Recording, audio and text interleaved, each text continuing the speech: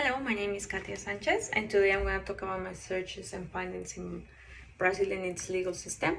So Brazil has a population over 200 million and is the largest and most populated country in South America. So its independence is in 1822, and before that was a Portuguese colony. It became republic in 1889. So it was controlled by the elite until 1930, and then it became a military in action became a democratic figure. So what I found really interesting is that the democratic period starts in 1985 and the current constitution was introduced in 1988. So it's relatively new and has been developing since then. The parliament system is broken into three branches. There is the executive, legislative, and the judicial. The executive branches allow the president to be elected by majority vote, and it only serves for 4 years, and it can be only re-elected once. The judicial branch ensures individual, collective, and social rights. So this means law and principal guide behaviors are controlled by a government agencies such as a police.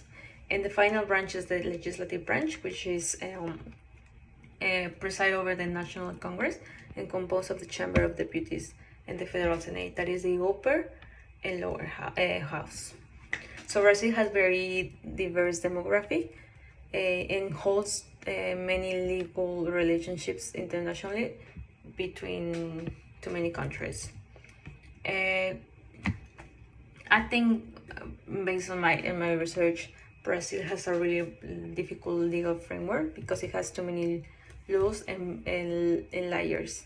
So for example, the tax fraud, it could be the same in the whole state, but the traffic light, it could be different in between the states.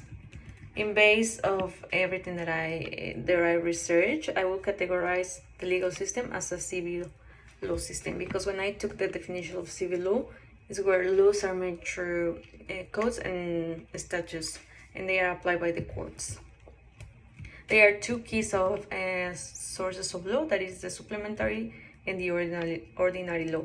The supplementary law are created at the federal state and they are over the constitution, such as to create a new state. And the ordinary law are everything else, what Brazilians and visitors needs to follow. Under the system, laws are created at the federal and state level.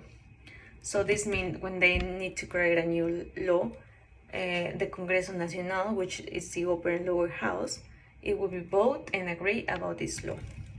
Creating laws always start with the presidential level and they send it to the Congreso Nacional. Brazil courts are divided into states and federal.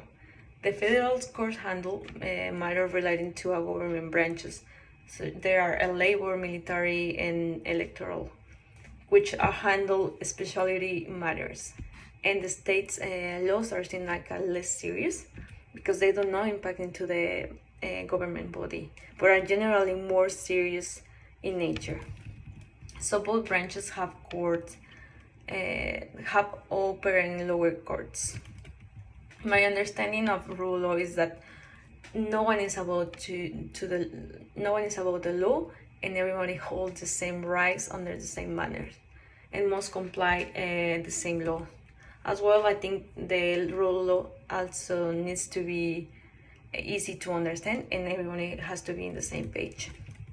I think it's difficult to apply in Brazil because it's a really younger democratic state.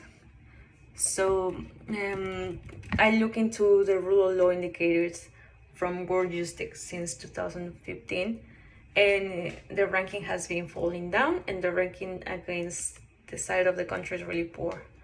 So something which I feel contributes to this is the Brazilian Brazil is a low scale of average income, and taking the whole South America, the average income in Brazil is in the medium range. However, democratic rule has made a lot of progress since then. Although important challenge remain, the judicial system has narrowed the gap between demand for justice and rights. So this contributes to improve the social justice. Okay, thank you so much.